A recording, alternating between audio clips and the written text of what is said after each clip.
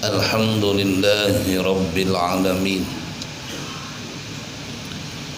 wal aqibatu lil muttaqin, wala udwana illa 'alal zalimin. Ashhadu an la ilaha illallah wahdahu la syarika lah, al-malikul haqqul mubin. Wa ashhadu anna Muhammadan abduhu wa rasuluhu sadiqul wa'dil amin.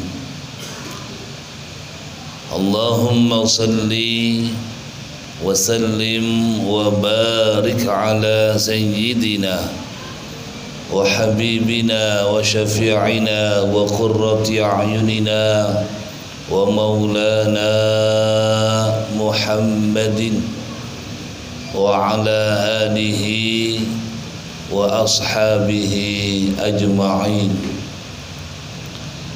Amma ba'du, fa ya ibadallah, usini nafsi wa iyyakum bitaqwallah wa ahuthukum ala ta'atih. Ittaqullaha wa ati'uhu la'allakum tuflihun.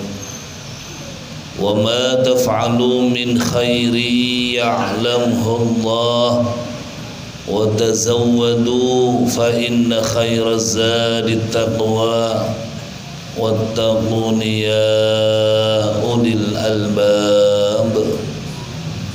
Qala Allah ta'ala fi kitabihil karim, a'udzu billahi minasy syaithanir rajim. Ya ayyuhalladzina amanu taqullaha haqqa tuqatih wa la tamutunna illa wa antum muslimun. Shadaqallahul azim. Ma'asyiral muslimin, sedang salat Jumat yang dimuliakan Allah Subhanahu wa ta'ala. Pada kesempatan yang berbahagia ini ingin kami mengajak, marilah kita bertakwa kepada Allah Subhanahu wa ta'ala dengan arti yang sebenar-benarnya takwa, dengan melaksanakan semua perintah Allah dan menjauhi semua larangannya.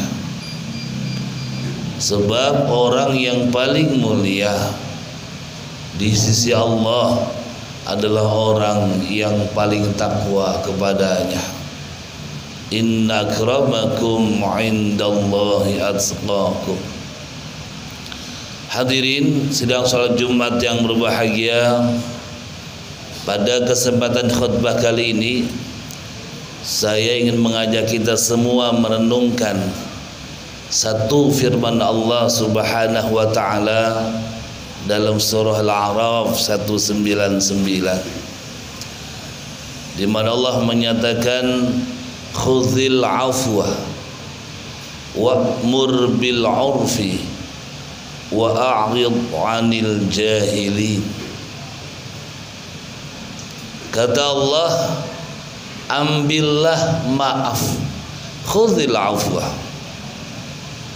perintahkanlah yang baik, wa'mur bil 'urfi, dan berpalinglah kamu dari orang-orang bodoh, wa'rid 'anil jahilin. Hadirin, dalam beberapa kitab tafsir para ulama menjelaskan tentang ketika ayat ini turun, Rasulullah sallallahu alaihi wa alihi wasallam bertanya kepada malaikat Jibril, "Ma hadza ya Jibril?" Ini apa ya Jibril? Ini ayat apa?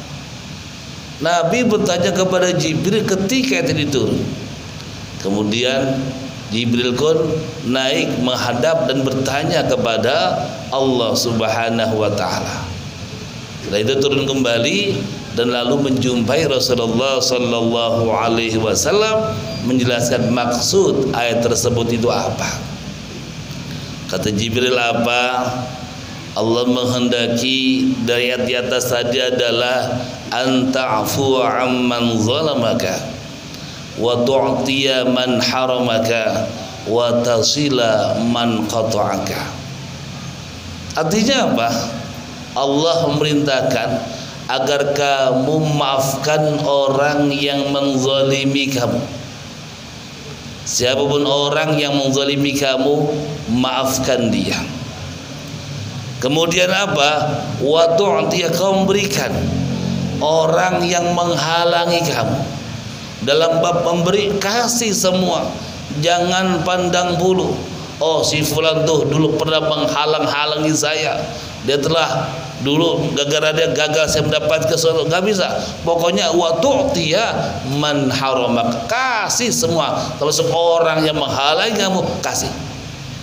Kemudian apa? Wa tasila man qata'aka, kau sambung silaturahim dengan orang yang memutus persaudara dengan kamu. Ini hadirin, bagaimana Jibril alaihissalam menyampaikan kepada Nabi Muhammad sallallahu alaihi wasallam apa yang dia dapat dari Allah tentang ayat khudhil afwa wa'mur bil urfi wa'rid 'anil jahilin. Hadirin, dalam pemahaman yang lebih luas, dalam beberapa kesempatan banyak ulama menjelaskan kepada kita tentang ayat ini hendaknya menjadi pegangan dalam hidup kita. Siapapun kita, dimanapun kita, lebih-lebih kita menjadi orang yang punya amanah tanggung jawab sebagai pemimpin, katakan begitu. Karena kita semua adalah pemimpin. Maka pesan Allah, perintah Allah kepada Nabi dalam ayat di atas pun menjadi perintah buat kita, prinsip dalam hidup kita dalam mengemban amanah sebagai seorang pemimpin. Itu apa yang pertama, khudhil afwa. Maksudnya apa? Jadilah pemaaf. Hadirin, siapapun kita hendaklah menjadi pribadi yang pemaaf. Apalagi kita sebagai seorang pemimpin, memimpin apalah kata, memimpin rumah tangga misalnya, memimpin diri sendiri, maka khudhil afwa, perintah pertama, jadilah kamu orang yang pemaaf. Orang berbuat salah ya dimaafin, orang minta maaf ya dimaafkan. Ini harus kita miliki sifat semacam ini, mental semacam ini, karakter pemaaf harus ada pada pribadi kita. Kenapa? Penting hadirin, karena orang pemaaf itu hidupnya tenang.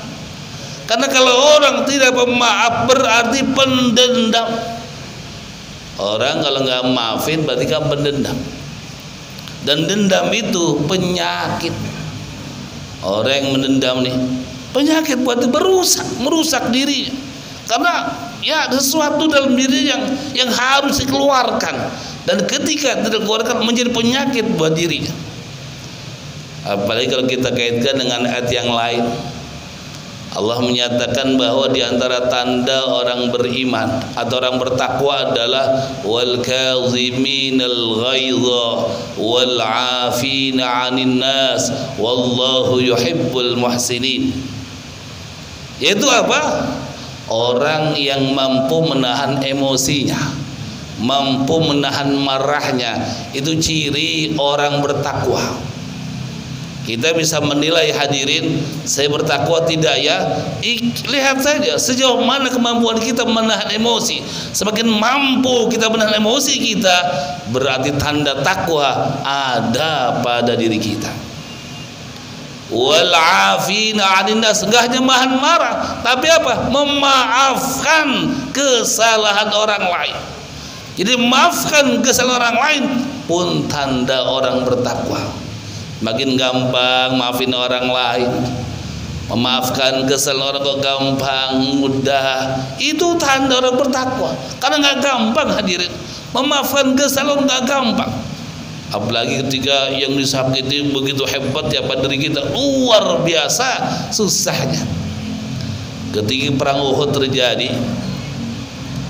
paman beliau, paman Nabi Hamzah bin Abdul Muttalib itu mati terbunuh dengan kondisi yang mengenaskan. Lemparan tombak Wahsy, si budak hitam membunuhnya itu. Kemudian gak cuma itu, dadanya dibedah oleh Hindun, seorang wanita yang suaminya dibunuh Hamzah dalam perang Badar.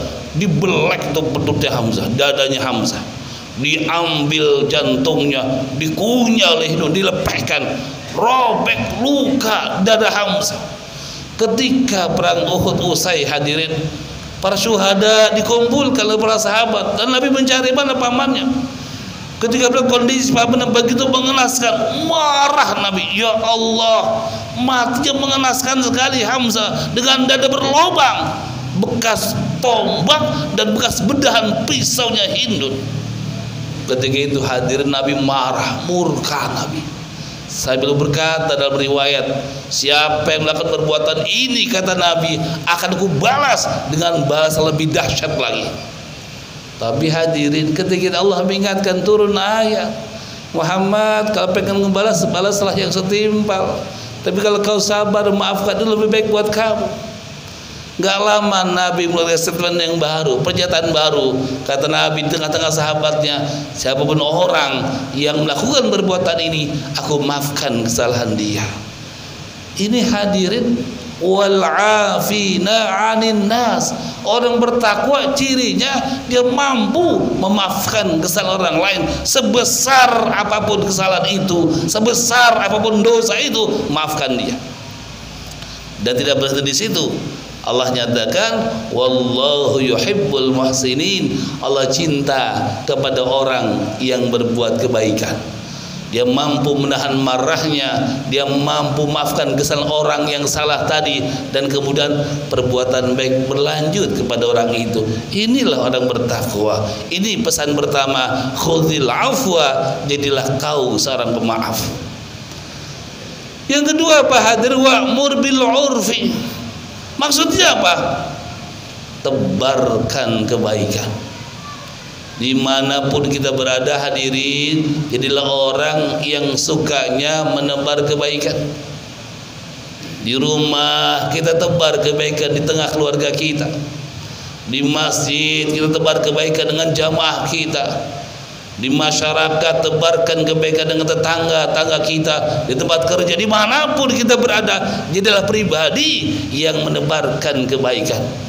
Ini yang harus ada pada pribadi kita. Jadikan mental penebar kebaikan ini yang harus ada pada diri kita. Dan hadirin, kalau kita punya mental semacam ini, dimanapun kita berada, dinanti kehadiran kita. Kenapa? Kalau orang punya sifat semacam ini, orang senang. Kita datang di masjid, jamaah senang dengan kehadiran kita. Kita pulang ke rumah, keluarga menanti kehadiran kita.